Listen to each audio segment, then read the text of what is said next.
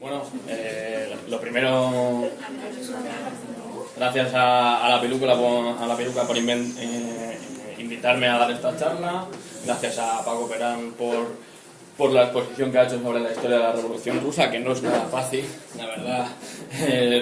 Me queda bastante asombrado, o sea, no es nada fácil resumir tanto la Revolución Rusa desde sus inicios hasta el final, ya que son montones de matices que cambian todo el rato el curso de la historia.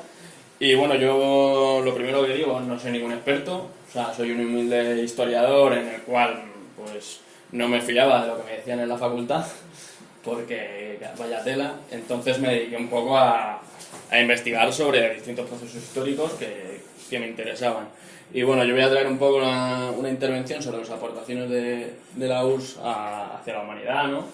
Y bueno, lo primero que vamos a ver sería un poco la Segunda Guerra Mundial, ¿no? ¿Qué significó la entrada de la URSS a la Segunda Guerra Mundial? Hay que destacar que cuando entra la URSS a la Segunda Guerra Mundial es el mayor ejército que entra a combatir al ejército nazi, ¿no? Ya que vemos que tanto Francia, Holanda y demás tenían un ejército que era bastante, por así decirlo, pobre, y lo vemos reflejado en la huida del ejército francés, que tienen que buscarles hacia la bahía, ¿no? Entonces, hablar un poquito del pacto germano-soviético, que bueno, siempre se ha echado la culpa, ¿no?, a la URSS, que colaboró con Hitler, pero bueno, hay que entender que, como ha contado Paco Perán, la situación de la URSS en ese momento no era la más propicia para llegar a una Segunda Guerra Mundial y poder vencer al nazismo. Si se hubiese entrado directamente, posiblemente no se hubiese vencido al ejército nazi-fascista. El 22 de junio de 1941 se establece el Frente Germano-Soviético, que durará hasta el 9 de mayo de 1945. La URSS irá ganando batallas como Moscú, Leningrado, Stalingrado, Kursk y Berlín. Hay que decir que la batalla emblemática, ¿no?, de la Segunda Guerra Mundial no es Normandía. Normandía es la batalla propagandista que ha hecho Estados Unidos, ¿no?, como vencedores de la Segunda Guerra Mundial. Eso es totalmente mentira, ya que la batalla decisiva de la victoria, bueno, la derrota del ejército nazi-fascista es Stalingrado. En Stalingrado mueren más alemanes que en todos los frentes de batalla de la Segunda Guerra Mundial. Y luego otra mentira, otro mito, ¿no?, que se ha dicho sobre la batalla de Stalingrado es que es el invierno, ¿no? Es el invierno ruso que venció a Napoleón, ¿no?, en el siglo XIX, que venció a los alemanes. Eso es mentira, totalmente mentira. Fue la resistencia del pueblo soviético en condiciones inhumanas, porque Stalingrado es casi derruido, no había comida, dormir no se podía, o sea, podían morir en cualquier momento. Hay algunas películas que se ve que después de un día de batalla los soldados soviéticos celebran una fiesta, ya que ellos pensaban que podían morir y por eso celebran que están vivos. O sea, para que nos imaginemos cómo era la situación en Stalingrado. El 70% del ejército nazi es derrotado por las tropas soviéticas, y la cifra no deja a nadie sin palabras, ¿no? 23,4 millones de soviéticos mueren en la Segunda Guerra Mundial. O sea, es un capital humano importantísimo que nos demuestra que al fin y al cabo la URSS es uno de los principales, el principal ejército que derrota al nazismo. Pero no se pararon en el nazismo, sino derrotan también al ejército japonés en agosto de 1945. Eso conlleva a liberar a los pueblos, ¿no?, de Asia para realizar sus revoluciones y su liberación nacional.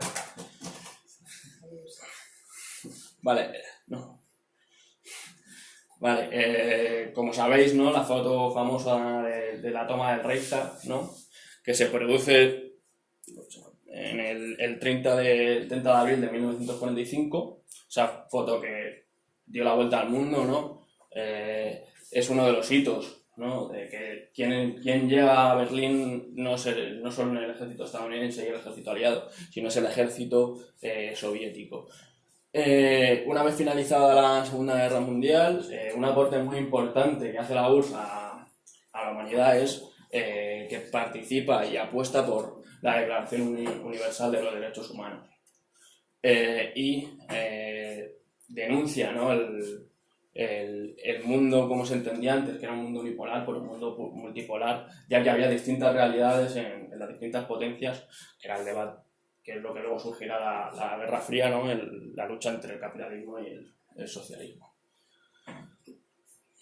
Vale, el segundo punto, vamos a hablar un poco de la sanidad en la URSS, ¿no? Hay que tener claro que la sanidad fue siempre un tema muy importante para el Partido Comunista de la Unión Soviética y para el gobierno soviético. Ellos elaboraron el primer sistema sanitario gratuito universal. Hay que remontarnos a Nikolai Samu... Estos nombres rusos, perdonadme.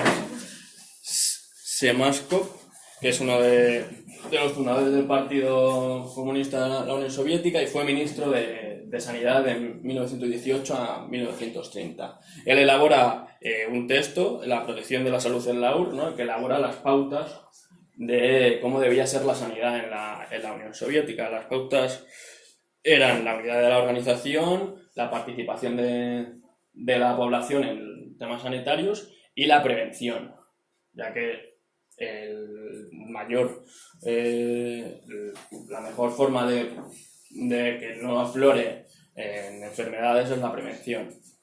Así que hay que decir que la sanidad estaba abierta a todo el mundo, a todo el pueblo soviético, sin discriminar entre pueblo, raza, etnia, clase, género y tal. Y además, eso es importante, que hay que tener en cuenta que un ciudadano extranjero que pasase unas vacaciones en la Unión Soviética o pues residiese sin la nacionalidad, tenía los mismos derechos que el pueblo soviético a recibir esa sanidad, perdón. O sea, es algo muy importante que no solo se limitaba al pueblo soviético. Contaban con un total de más o menos, según las cifras, 600.000 médicos, más 2 millones de trabajadores de la sanidad de una media cualificación. Si vemos un poco más allá de los datos, la esperanza de vida de los soviéticos en 1917 era de 40 años. Si nos fijamos en varias décadas después, en 1980, la esperanza de vida era de 70. O sea, hay una elevación de 30 años en la edad media de los soviéticos. Para ver cómo estaba la URSS, como ha explicado Paco Perán, es un avance muy cualitativo y en muy poco tiempo, ya que nos encontramos una URSS totalmente destruida. Y bueno, otro apunte más, realizaron los primeros trasplantes de órganos y descubrieron el parto sin dolor. Vale,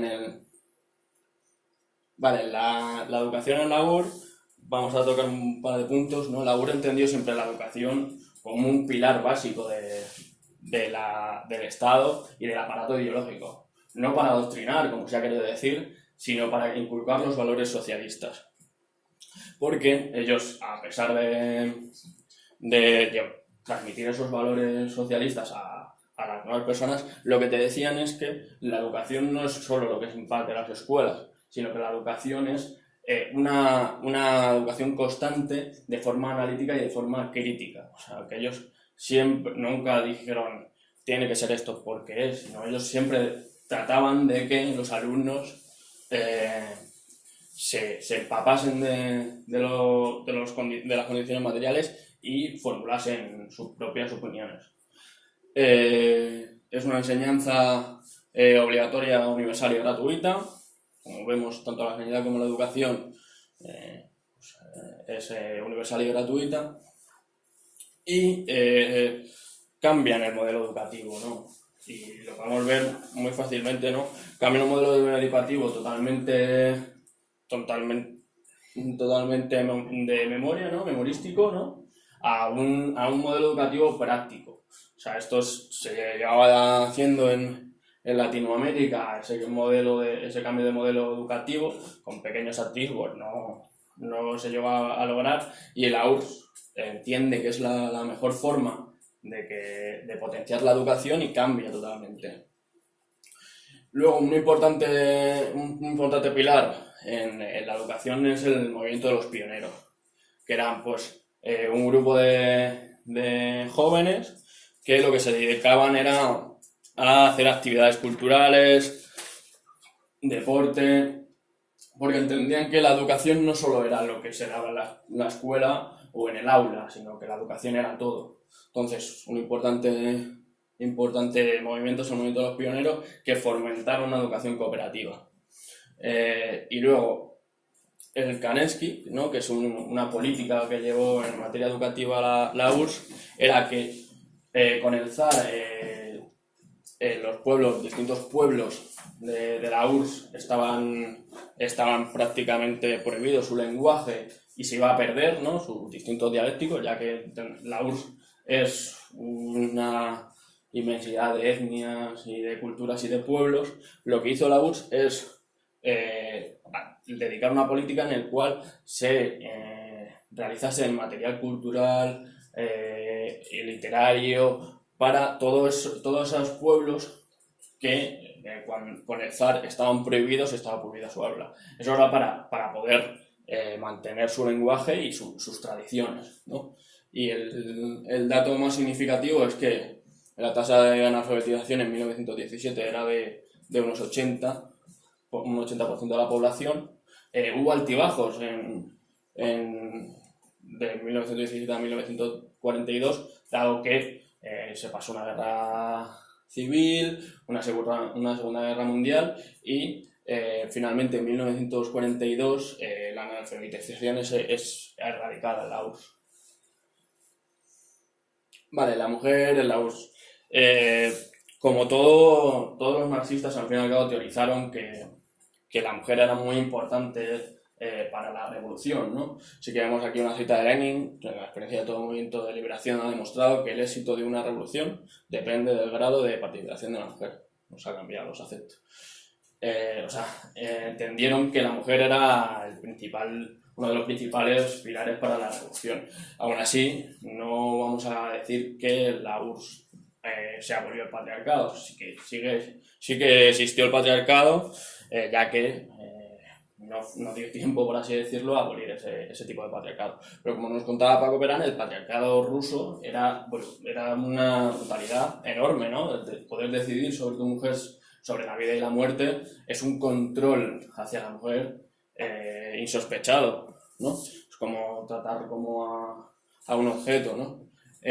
Sí que se produjeron distintos avances, ¿no? Uno de los primeros avances es que Kollontai entró en el gobierno de la URSS. Fue la primera mujer en entrar en el gobierno de un país. Luego se creó un departamento para la protección de la maternidad y la juventud, ¿no? Porque entendía que la maternidad era muy importante, que luego veremos más adelante las condiciones laborales, cómo estaba regida. Y uno de los pilares más fundamentales de la URSS en materia de feminismo es la transformación radical de la concepción del matrimonio.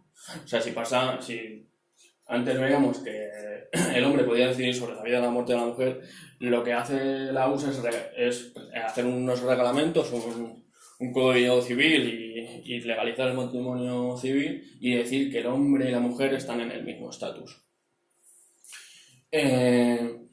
Otro de los avances es que tanto la mujer como el hombre cobraban idénticos salarios. O sea, no había una brecha salarial como existe ahora mismo en España, aunque existe ahora mismo en España. Las mujeres eran el 53% de la fuerza de trabajo, y luego la URSS eliminó todas las leyes que habían puesto el zarismo en contra de los homosexuales, en contra de las prostitutas, y tomó medidas para acabar con la prostitución. Vale, el siguiente punto serían las condiciones laborales en la URSS. Lo primero de todo es decir que toda empresa en la URSS, hablando ya después de lo que nos ha comentado Paco Verón, era propiedad del Estado.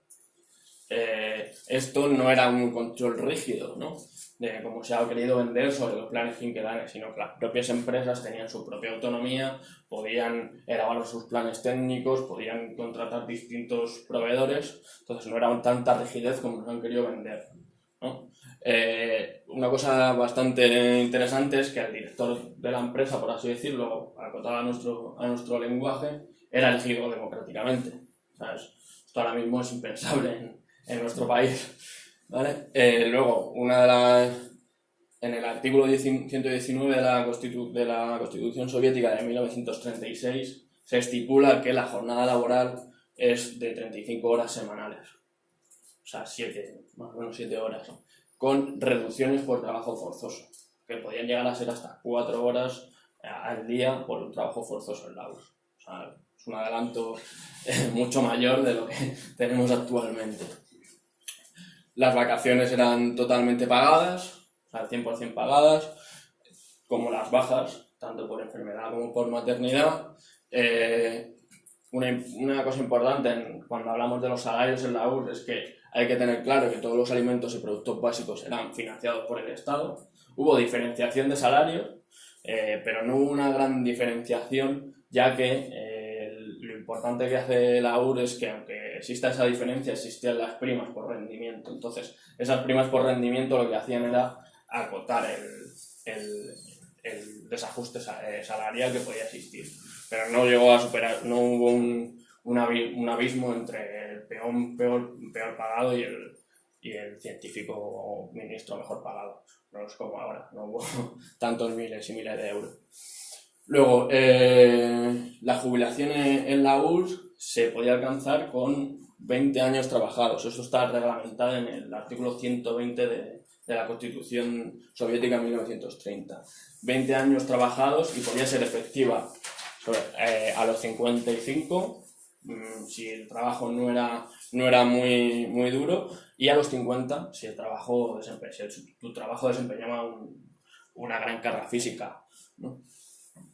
La baja de maternidad era efectiva desde el inicio del parto y un año tras el parto, en total 20 meses de baja de maternidad, y con cada nacimiento se le asignaban unas ayudas económicas para poder mantener tanto al hijo, y eso se producía en cada nacimiento, no era solo el primero. O sea, cada nacimiento nuevo que tenía una familia era ayudado económicamente. Y si el recién nacido tenía una discapacidad, una enfermedad grave, sí que se vieron que hubo permisos para que dicha madre o dicho padre no trabajase y se quedase al cuidado del hijo. Crearon la primera seguridad social y luego en el tema del paro se estaba regulado por el artículo 118. El paro sí que existió hasta 1932, que es cuando el cambio de modelo económico y el primer plan quinquenal erradicaba totalmente el desempleo en la URSS. Vale, llegamos un poco a la parte final con el tema de la ciencia y la cultura. Es un gran conocido que la URSS lanzaron el primer satélite, el Sputnik 1, en 1957, y lanzaron a Yuri Gagarin, anterior lanzaron a Laika, al primer animal en llegar al espacio. Luego, en 1961, lanzaron a Yuri Gagarin y más tarde enviaron a la primera mujer al espacio, a Valentina Tereskova. ¿Vale? Algo reseñable en cuanto a los inventos científicos es que inventaron el móvil, ¿no? El inventor del móvil desarrolló un sistema telefónico inalámbrico. O sea, el móvil, más o menos las fotos es un poquito así, pero bueno, ya puso los avances para lo que ahora mismo encontramos, ¿no? El inventor fue Ivanovich Kuprianovich. Luego, pues, la URSS fue la primera potencia mundial en utilizar la energía nuclear de forma pacífica, no no como hizo Estados Unidos con Hiroshima y Nagasaki. Y algo muy interesante en el tema de la cultura es que la propia Constitución soviética dictaminaba que el nivel material, ¿no? El nivel material de la economía tenía que ir a recabar a la cultura. Por un par de datos, el tema de la cultura en la URSS es bastante amplio. Era el país donde más periódicos, más novelas, más libros y más revistas se vendían, porque eran mucho más baratos, era mucho más accesible la cultura a las clases trabajadoras, y era el país donde más cines, edificios culturales o teatros existían. O sea, vemos cómo la URSS canalizó la cultura sin ninguna restricción, como pasa en España, porque a veces está más cara, y la canalizó directamente a la clase trabajadora. Y bueno, más o menos es un poco mi intervención, espero no haber ido muy rápido, y nada, muchas gracias.